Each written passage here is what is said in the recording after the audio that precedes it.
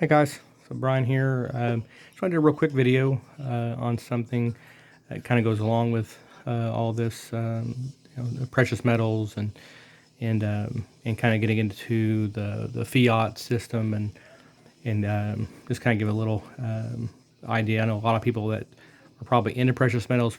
Most of y'all, I'm sure, understands a lot of this, but there's some people may or may not have the full grasp of how bad things really are when it comes to our money and the just the loss of purchasing power that comes with fiat currencies in general. So a while back, I've actually had this book for a little while, but it's a really good book. I recommend if you can find it online. It's The Tyranny of the Federal Reserve by Brian O'Brien, if you can see that there.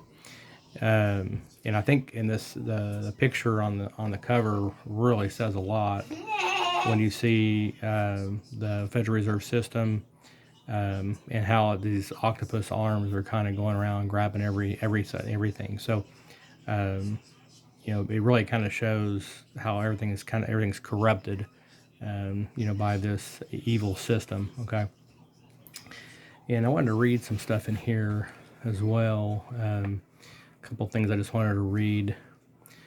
So each dollar we earn must be paid back to bankers at interest, which compounds and grows exponentially quarter after quarter, year after year. I'm going to jump down here. Our debt-based monetary system is the source of many of the profound problems our nation faces today, from the economic upheavals that have thrown millions of Americans out of jobs and out of their homes, to the decline of our middle class, to the concentration of wealth into fewer and fewer hands, and to the wars we seem to continually be drawn into, to the massive debt burden our government has placed on our shoulders and on the shoulders of our children and our grandchildren and their children and grandchildren. This debt burden is making us and our descendants poorer and less free than the generations of Americans that came before us. Our debt-based monetary system is undermining the independence the American revolutionaries fought for when our nation was founded more than 2 centuries ago. Our prosperity, our liberties, and our future are being stripped from us and crushed beneath a growing mountain of debt that is compounding and expanding day after day, year after year, decade after decade. Okay, that's just a little insight into some of the things this book talks about, and it's, like I said, it's a really good book. I'm still kind of going through it, but like I said, it's very, very good. It's got some really in-depth stuff, and it even goes into solutions and stuff like that I'm kind of getting into as well. But but ultimately, though, we're talking about is, ultimately, this is not money. Okay, this is, it even says up here, Federal Reserve note. Okay. So basically, these are IOUs. Okay, we're passing around IOUs based on just basically faith in the dollar, or the backing of the dollar by the Federal Reserve. Okay, and stuff. So this is not constitutional money. It's definitely not biblical money, which that's another topic I'm going to get into later, and stuff. So the once the faith in the dollar, once it is virtually gone, then this will become worthless. All paper currencies throughout history have all been destroyed. It's just a matter of time. On when it happens is still a question mark on when exactly it becomes worthless. It's just a matter of, not a matter of if, it's a matter of when. Okay, so. One thing I realized when I started getting into silver, and I have some out here, some Libertads, and I've got some ASEs. I just threw a couple of my favorites out here, and stuff. So here's ASE. But this, I started realizing when I started getting into this topic, I realized that this is real money here. So it was silver, and I hope to have some gold this year as well. But this is actual real money. And here's what's funny is I kind of realized while reading some of this is that, even made me realize even peasants, many, decades ago, even peasants that would have had, a couple of, silver coins, okay, they had a couple or even just one gold coin, okay, in essence, they would have been richer than we as American citizens are today. That are basically, what do we have? The average person, we have debt, right? All we have is IOUs, debt, okay, instruments to pass around. So the whole fiat system, that's what it's for, though, is it bleeds the whole nation dry of all your resources over time. It slowly drains it all down while it knows it's going to have inflation. It knows it's going to have that. Even the Federal Reserve claims they want to have, they claim it's healthy to have a 2 to 3% inflation. So ultimately, though, that's what it is that we're constantly losing buying power with dollars, constantly going down, and that's why we see people, more and more people, just like me, are trying to get into silver and gold, because we realize that we're starting to see it more and more every day in our grocery bills and stuff, for example. So it's very important to understand what money really is and what it's not. So like I said, you can call this money, you can call dollars or currency, but really, officially you don't call this money. But silver and gold, yeah, you can call that money. If it's actual silver and gold, then that's money, okay? So I hope it helps. And like I said, this is a good book. I recommend that, to kind of look into. And, so it's just, I think it's a very, very important, very timely book. Even though this is an older book, it's not even brand new or anything by any means. I think it was, let me see, what year was that? I want to say 2008 or something, maybe. No, it was 2015, so it wasn't quite that old. So 2015, but it goes into a lot of really, this whole topic, okay? The debt cycles in here, how basically it goes through a lot of the history, when all the, Federal Reserve had began and all that kind of stuff. So really good information, and I think it's vital for people to understand.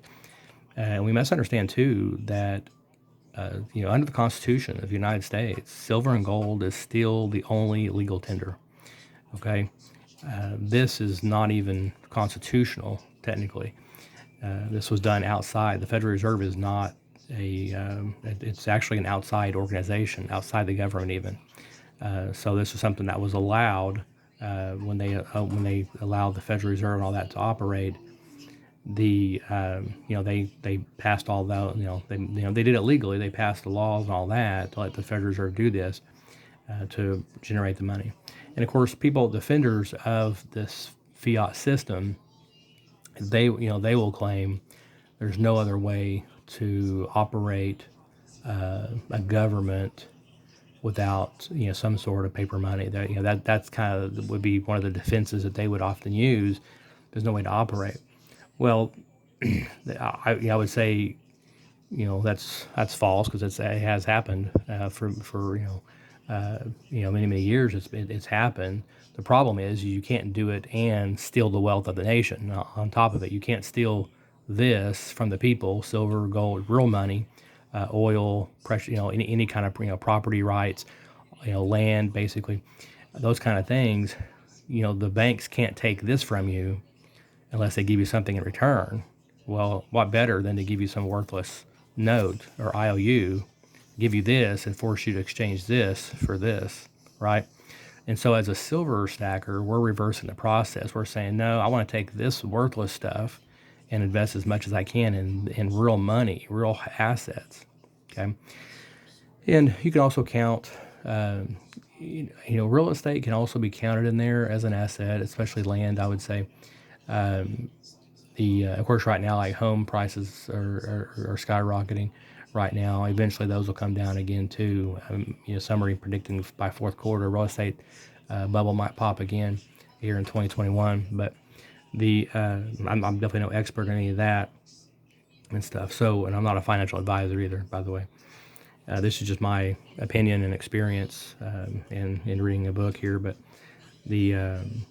I think it's even on real estate, though, the problem is that in American society today, what do you really own? If you were to sit down and figure out what you really truly own, then that would, what do you mean? Like, what are we talking about? Maybe a house, maybe a couple cars that you're still paying on, and stuff. So what actual assets do you own? And that's one of the problems I realized was I don't have any real wealth. Like, there was no, before I got into silver, I really had no wealth. And looking at it, I was thinking, man, it's so basically a peasant, decades and decades ago would have, in today's terms would be, could be considered much more valuable, right? I mean, it's to where now, like, they were actually, at least they actually had, they actually exchanged, silver and gold, and many other generations before us, they would exchange silver and gold. It was a common, practice and common currency. And of course, different civilizations, they collapse under the same pressure a lot of times. Why? Because they try to grow too big. They want to continually grow, and then they start, watering down their currency. Is what always happens. They start watering it down, to where, and then the coins become worthless. So they take it, they strip all any of the silver out of it or gold out of them, and they get stuck with nickel and coppers and stuff. And then so that then eventually the money collapses. Eventually, just a matter of time. Again, it's not if, it's when the dollar collapses. And so this is one of the goals of silver stacking, is for a hedge against inflation. Also for future retirement funds is another good one. Possibly for retirement, to be able to, maybe even as a kind of a inheritance, even passing down some stuff, some silver and gold down to your children possibly, and stuff. And of course, it's good to have in terms of a collapse. It would have something to lean on in hard times, if there is. So it's kind of a depression protection, if you will. Okay, so those are several reasons why to be in the precious metals in general. So and stuff. So, but I hope that helps someone out there, just to kind of understand kind of the big picture here. And if you haven't looked into that, I recommend doing some research on understanding the Federal Reserve, fiat money, and the difference between actual real money, silver and gold, precious metals, and things, to kind of get a grasp on that. And I think it'll be easier to be able to set your goals. Once you get that mentality, it kind of changes your focus a little bit. Okay. And when I just started this in 2020 myself, and finally getting into silver, and it's been on my mind for a while, and I finally just said, you know what, I'm going to do whatever I got to do to get in on it and start learning it. And at first it was overwhelming for me getting into silver and stuff and trying to just learn. I mean, like I said, last year, I've never even heard of a Libertad. I didn't really know the difference between American Silver Eagle versus anything else. I didn't really know and stuff. So now I'm glad to say that, I got my first whole roll of Eagles finished. That's these down here plus these. And so I got my first roll. These are 8 Libertads. I want to get a whole roll of those eventually if I can, although they're getting hard to find and stuff. But that would be another nice goal to have, would be to have my first roll of those and stuff. So but I'm just going to I'm going to continue stacking as I can, as I can. What I'm telling you is, you want to convert as much of this as you can over to that, to real money when you can. Just because, like I said, this could be worthless anytime. And just if you doubt that, just look up Venezuela and see, or ask around and see if anyone wants any Venezuelan dollars.